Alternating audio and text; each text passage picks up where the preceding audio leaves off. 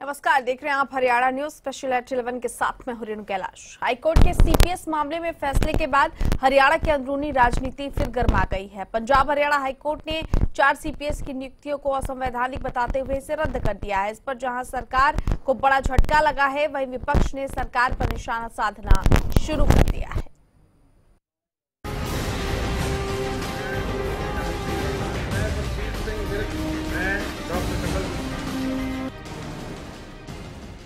4 विधायकों को बतौर मुख्य संसदीय सचिव सीपीएस नियुक्त करने के मामले में हरियाणा सरकार को हाईकोर्ट से बड़ा झटका लगा है।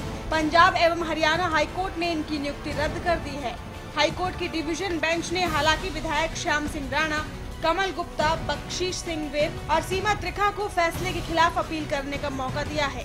कोर्ट ने फैसले पर 3 हफ्ते तक रोक लगा दी है। सरकार में चारों सीपीएस की नियुक्तियां रद्द। चारों सीपीएस की नियुक्तियों को असंवैधानिक करार दिया।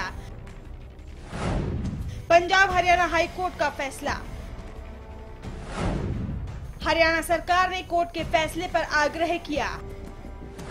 हाईकोर्ट ने फैसले पर 3 हफ्ते का स्टे लगाया। हाईकोर्ट के फैसले से प्रदेश के इन 4 सीपीएस को झटका लगा है।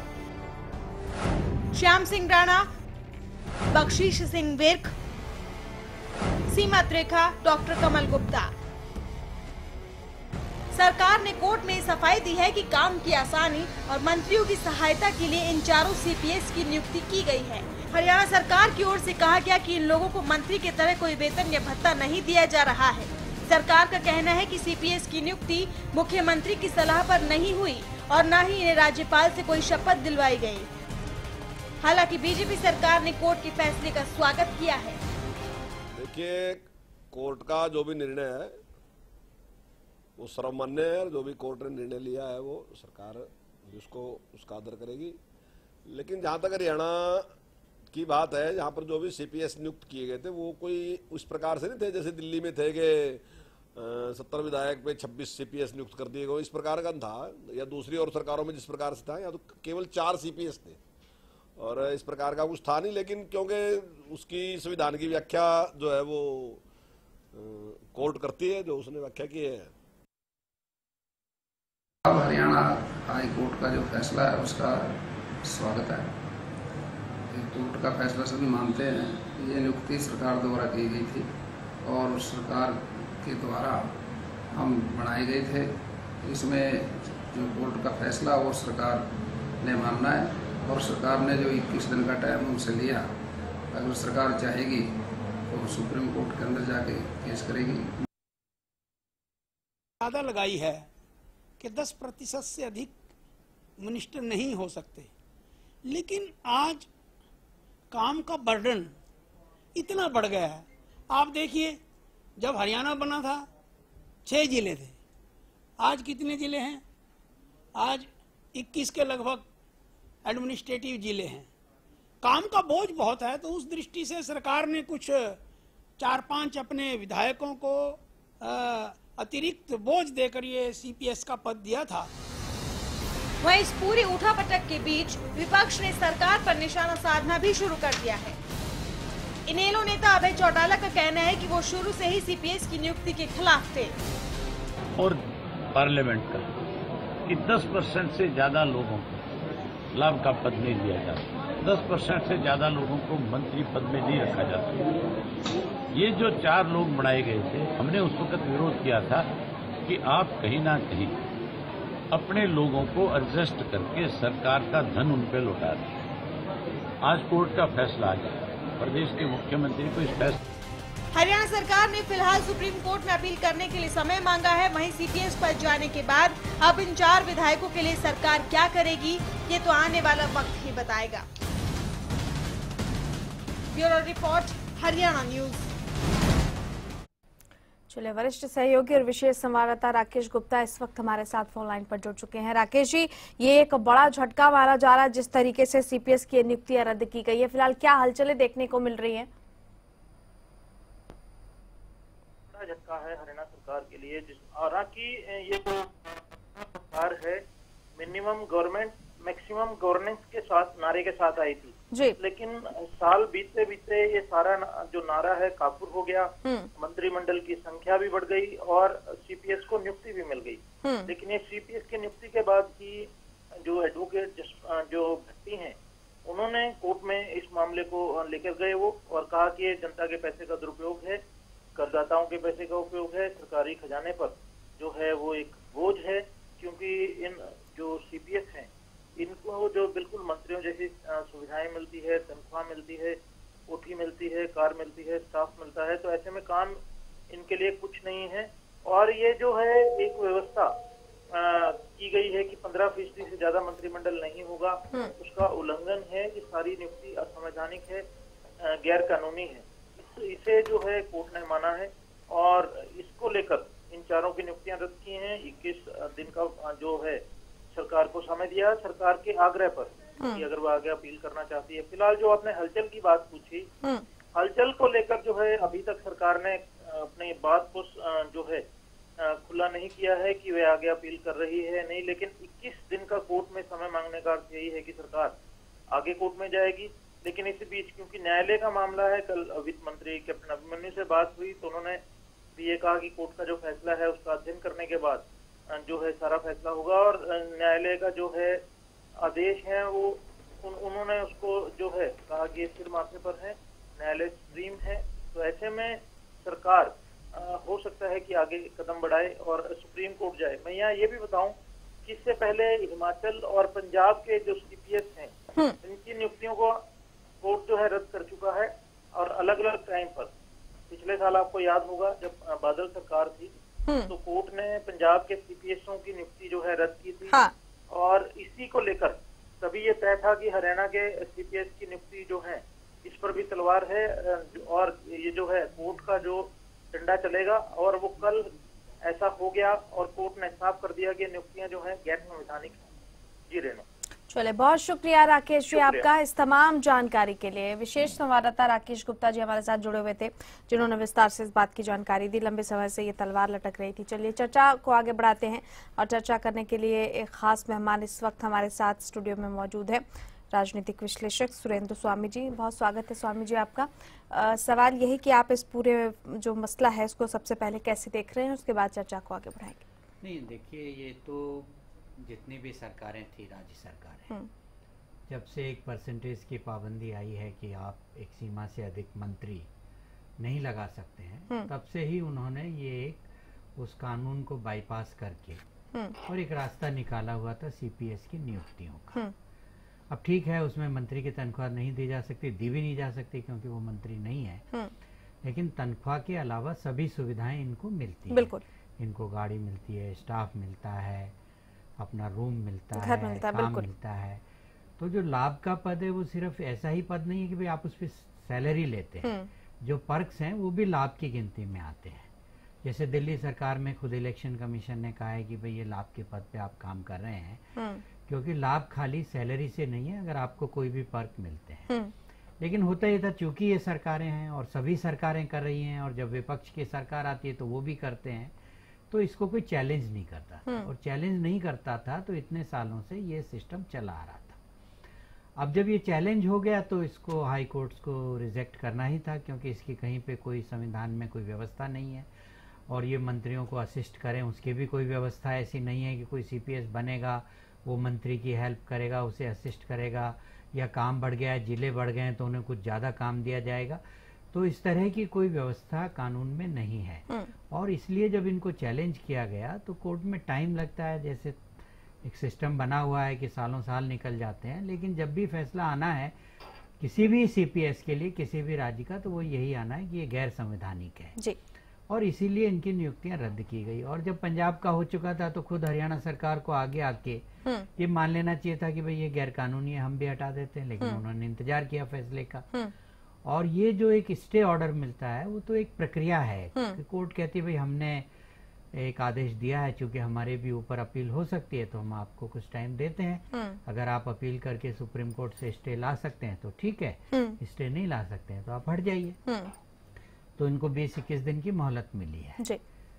चलिए लौटेंगे आपके पास। हमारे साथ बीजेपी प्रवक्ता वीरेंद्र सिंह चौहान फोन लाइन पर जुड़ गए हैं।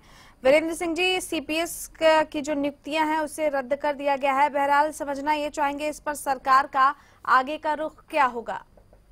देखिए, हरियाणा के महाधिवक्ता महोदय ने भी कल ये बात कही है कि अदालत ने हमें सर्वोच्च न्यायालय में जाने का अवसर दिया है। अभी अपने आदेश को स्टेड रखा है उसके ऑपरेशन को, तो भारत के सर्वोच्च न्यायालय में जाकर अपना पक्ष रखने का सरकार के पास अवसर है। और जो सीपीएस नियुक्त हुए थे हमारे विधायक, वो भी अपनी निजी कैपेसिटी में भी अपना पक्ष रखने के लिए सर्वोच्च न्यायालय में जा सकते हैं। ये क्योंकि संविधान के प्रावधानों की व्याख्या का सवाल है और संविधान के प्रावधानों की व्याख्या पर अलग अलग राज्यों के मामले सीपीएस नियुक्ति के वो सर्वोच्च न्यायालय में पहुंचे हैं और सर्वोच्च न्यायालय हाईएस्ट अथॉरिटी है इस विषय में कॉन्स्टिट्यूशन की इंटरप्रिटेशन करने के संबंध में। तो सर्वोच्च न्यायालय से अंतिम निर्णय आने का सबको इंतजार करना चाहिए। पश्चिम बंगाल का एक मामला वहां लंबित है, पंजाब का मामला भी वहां लंबित है। तो सर्वोच्च न्यायालय का विकल्प खुला है और सर्वोच्च न्यायालय इस विषय पर अंतिम निर्णय दे देगा। जो भी अदालत का निर्णय होगा वो कोई भी सरकार पर बाध्यकारी होता है, उसको अस्वीकार करने का सवाल ही पैदा नहीं होगा। चलिए चौहान साहब, बहुत शुक्रिया आपका इस तमाम बातचीत के लिए। तो प्रवक्ता बीजेपी वीरेंद्र सिंह चौहान ये बता रहे थे कि सर्वोच्च न्यायालय का विकल्प खुला हुआ है। स्वामी जी, क्या आपको लगता है कि ये एक विकल्प सरकार के पास बचा हुआ है? नहीं, देखिए वो तो किसी के भी पास बचा हुआ है। हमारे देश की जो न्यायिक व्यवस्था है उस व्यवस्था में हाई कोर्ट के फैसले को चुनौती देने का अधिकार सभी को है सुप्रीम कोर्ट में। लेकिन प्रश्न ये है कि जिन्होंने चुनौती दी क्या उन्हें स्टे मिला? बिल्कुल। संविधान के प्रारूप की व्याख्या का प्रश्न जब उठता है जब संविधान में कोई प्रावधान हो। अगर संविधान में कोई प्रावधान ही नहीं है तो आप वहां जाएंगे, आपकी एडमिट हो जाएगी। जब वो डिस्कशन पे आएगी तो उस पे फैसले हो जाएंगे जो होने हैं। यहाँ कोई संविधान की व्याख्या का प्रश्न ही नहीं है। ये जितनी भी नियुक्तियां हैं ये प्योरली एक एडजस्टमेंट्स की नियुक्तियां होती हैं, क्योंकि आप पर सीमा है, उस सीमा से अधिक आप मंत्रियों को नहीं ले सकते हैं। और चूंकि नहीं ले सकते हैं तो फिर आप इस तरह से उसमें करते हैं। अगर हम काम की बात करें, कल को तो यूपी में कहेंगे साहब हम तो इतना बड़ा प्रदेश है हमारा, तो हमारे यहाँ से तो 80 एमपी आते हैं, हरियाणा से तो 10 एमपी आते हैं, तो हमारे यहाँ तो 8 मुख्यमंत्री होने चाहिए। एक मुख्यमंत्री से क्या होगा? तो ये जो बहाना बनाना कि जिले बढ़ गए, काम बढ़ गया है, तनख्वाह नहीं लेते हैं, ये कुछ नहीं है। कानून में कोई प्रावधान नहीं है, इसलिए इनकी नियुक्तियां रद्द हुई और आगे भी रद्द होंगी। प्रश्न सिर्फ इतना है कि जब तक इनको चुनौती नहीं मिली ये काम करते रहे। जब किसी ने कोर्ट में जाके चुनौती दी तो जो न्यायिक व्यवस्था है उसके अनुसार इन लोगों का निर्णय हो गया। सुप्रीम कोर्ट में जाने की इनको छूट है, ये जाएंगे वहां एप्लीकेशन लगाएंगे। लेकिन क्या स्टे मिला है पंजाब को, वेस्ट बंगाल को, किसी को भी? क्या उनके सीपीएस कार्य कर रहे हैं? बिल्कुल। तो ये है प्रश्न। आपको 20 दिन का टाइम मिला है फैसले में जाने के लिए। बिल्कुल। लेकिन सुप्रीम कोर्ट में दाखिल करने पर अगर स्टे नहीं मिला तो आप तो नहीं है, वहां पड़ी रहेगी 6 साल, 8 साल, 10 साल, जब आपका नंबर आएगा। और सवाल ये है कि क्या तब तक ये सीपीएस काम करेंगे क्या? चलिए, बहुत अहम मसले पर चर्चा हो रही है, लेकिन यहाँ पर वक्त एक छोटे से ब्रेक का हो गया। जल्द लौट रहे हैं।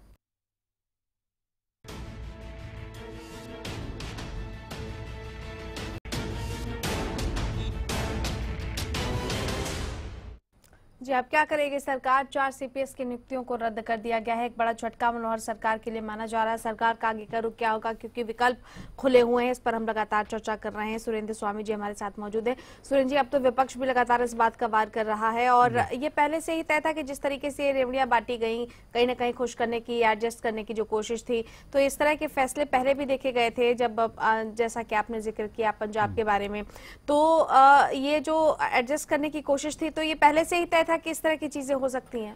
नहीं, ये तो देखिए चूंकि सभी सरकारें करती रही और कोई चैलेंज नहीं करता था तो करती रही। उसके बाद जब चैलेंज हुए और ये नियुक्तियां रद्द हुई, तब भी जो सरकारें जिनकी नियुक्तियां रद्द नहीं हुई वो ये चाहते हैं भाई हम क्यों बुराई लें, हमारे को एडजस्ट करना हम कर देते हैं, हाई कोर्ट में जाएगा, अपने आप रिजेक्ट हो जाएंगी। तो ये एक इस तरह की प्रवृत्ति पॉलिटिकल क्लास में बनी। किसी को आप कहीं बोर्ड का चेयरमैन बना दीजिए, कहीं कुछ लगा दीजिए, किसी कमेटी का चेयरमैन बना दीजिए, जो कुछ बच गए उनको आप सीपीएस लगा दीजिए। और इस तरह से करके एक जो गैर संवैधानिक, गैर कानूनी काम है, ये सभी सरकारें इनको करती रही। और इनको मालूम है कि जो भी सीपीएस बनता है उसको कोई काम नहीं दिया जाता, वो कर भी नहीं सकता है, क्योंकि संविधान में उसको कोई भी पॉलिसी निर्णय लेने का अधिकार नहीं है। वो सिर्फ कैबिनेट पे है, और चूंकि वो कैबिनेट का हिस्सा नहीं है तो उनको कोई हक नहीं है। और कोई भी जो कैबिनेट मिनिस्टर होता है वो ये नहीं चाहता कि उसके साथ जो सीपीएस लगाया गया है वो उसकी जगह काम करे, तो उसे कभी इतनी आजादी भी नहीं है कि वो कामों में दखलंदाजी करे। बल्कि स्थिति तो यहाँ तक होती है कि जो विधिवत मंत्री होते हैं, राज्य मंत्री होते हैं, और जिनका इंडिपेंडेंट चार्ज नहीं होता है, उन लोगों की भी स्थिति कोई सीपीएस से ज्यादा अच्छी नहीं होती। और हमेशा ये बात वो लोग उठाते रहे कि हमें कैबिनेट मिनिस्टर्स काम नहीं देते हैं। तो ये कहना कि साहब ये काम में मदद करेंगे या इससे फायदा, ये कुछ नहीं है। ये एक पॉलिटिकल एडजस्टमेंट होता है और इन लोगों को मालूम था। और मेरी तो अपना कहना ये होगा कि हरियाणा को आगे बढ़ के एक मिसाल पेश करनी चाहिए। जो चीज गैर कानूनी है, संविधान में नहीं है, हर जगह हर राज्य के सीपीएस की नियुक्तियां रद्द हो रही हैं, तो इनको सुप्रीम कोर्ट में इसके खिलाफ नहीं जाना चाहिए। चलिए लौटेंगे आपके पास। हमारे साथ कृष्णमूर्ति हुड्डा कांग्रेस की तरफ से और रणवीर सिंह गंगवा इनेलो की तरफ से फोन लाइन पर जुड़ गए हैं। दोनों खास मेहमानों का बहुत स्वागत है। कृष्णमूर्ति जी, 4 सीपीएस की नियुक्तियां रद्द की गई है, मनोहर सरकार को ये झटका है, इस फैसले को आप कैसे देख रहे हैं पार्टी की तरफ से? देखिए, इनको जैसे ही कोर्ट का फैसला आया है उसी वक्त तुरंत प्रभाव से इनको इस्तीफे दे देना चाहिए, इनको हटा देना चाहिए और कोर्ट के फैसले का सम्मान करना चाहिए। जिस समय इनकी नियुक्ति हुई थी उस समय भी कई सवाल उठे थे, लेकिन क्योंकि आप जानते हो कि मुख्यमंत्री की कई मजबूरियां हो जाती हैं, एमएलए हो गए बहुत ज्यादा उनको एडजस्ट करने में, और उसकी वजह से एडजस्ट कर भी दिए, उसके बावजूद भी 20-22 लोग असंतुष्ट रहे। तो मैं समझता हूं कि ये फैसला जो हुआ है ना, ये ठीक हुआ है। आगे भी भविष्य में कोई भी सरकार हरियाणा में आएगी वो सीपीएस की नियुक्ति नहीं करेगी। चलिए गंगवा साहब, आप क्या कहना चाहेंगे इनेलो की तरफ से? हम कोर्ट के फैसले का स्वागत करते हैं, और जिस तरीके से भारतीय जनता पार्टी और कांग्रेस ने भी अपने समय के अंदर अपने लोगों को लाभ पहुंचाने के लिए प्रदेश के जो है उनको लूटने का काम इन लोगों ने किया है, अपने लोगों को जो है फायदा पहुंचाने के लिए। क्योंकि भारतीय जनता पार्टी जब कांग्रेस की सरकार थी तब वो उस बात का विरोध करती थी, तो फिर अब इन्होंने क्यों इनको बनाने का काम किया? तो निश्चित तौर पर ये केवल और केवल अपने लोगों को फायदा पहुंचाने के लिए इन्होंने बढ़ाने का काम किया था। और हम तो ये कहेंगे कि जो जिन लोगों को बढ़ाया है उनसे उन्होंने जो लाभ लिया है उसकी भी वसूली की जाए। जी चलिए, बहुत शुक्रिया गंगवा साहब आपका और कृष्णमूर्ति हुड्डा साहब आपका इस मसले पर चर्चा करने के लिए। सर, फाइनल कमेंट आपसे, जिस तरीके की बातें इन लोगों की तरफ से की जा रही हैं, कितने सहमत हैं आप? नहीं, वो तो देखिए अब चूंकि विपक्ष में है तो ये बात करेंगे। जब ये सत्ता में थे तो ये भी नियुक्तियां करते थे, कांग्रेस ने भी की थी, हिमाचल में भी की गई है, तो ये तो सभी नियुक्तियां करते हैं। लेकिन प्रश्न ये है कि बात पॉलिटिकल अपोजिशन की नहीं है, बात ये है कि जो पॉलिटिकल क्लास है उस क्लास में ये एक टेंडेंसी है कि जब तक कोई आपके खिलाफ आवाज ना उठाए आप गैरकानूनी काम भी कर लीजिए। तो उससे इसलिए मेरा ये कहना है कि चूंकि एक के बाद एक नियुक्तियां रद्द हो रही हैं तो खुद सरकार को ये चाहिए कि भाई ये कानून में नहीं है, हम नहीं आपकी हेल्प कर सकते और हम इसमें सुप्रीम कोर्ट में नहीं जाएंगे। और इनको इस पर मैं समझता हूं कि जो अटॉर्नी जनरल हैं उनकी भी राय लेनी चाहिए, क्योंकि ये कह रहे हैं कि भाई ये संविधान का मामला है, तो सिर्फ जो हरियाणा के एडवोकेट जनरल कहें कि भाई हमें हाई कोर्ट ने परमिशन दी है, हम सुप्रीम कोर्ट में जा सकते हैं, वो तो एक लीगल प्रोसेस है। उसमें कोई ऐसी चीज नहीं है कि आप कोई बहुत बड़ा अचीवमेंट अपना बता रहे हैं कि आपको कुछ दिया गया है, ये तो लीगल प्रोसेस हर आदमी को मिलता है। लेकिन आपको अटॉर्नी जनरल से, देश का जो सबसे बड़ा लीगल लॉ ऑफिसर है, क्योंकि संविधान का मामला है, तो आपको सलाह लेनी चाहिए कानून मंत्रालय से, देश के, इनसे कि भाई ये न्याय संगत अगर नहीं था तो क्या हम जाएं इसमें अपील में। और मेरा ये कहना है कि हरियाणा गवर्नमेंट की बहुत अच्छी गुडविल के लिए जरूरी है कि वो इसमें आगे सुप्रीम कोर्ट में अपील में ना जाए। चलिए, बहुत शुक्रिया आपका इस खास चर्चा में शामिल होने के लिए सुरेंद्र स्वामी जी। बहुत अहम बात है। अब देखना यही है कि अपनी गुडविल को बचाने के लिए हरियाणा सरकार कुछ ऐसा कदम उठाती है या फिर आगे जो कोर्ट है उसका रुख करेगी मनोहर सरकार। इस खास पेशकश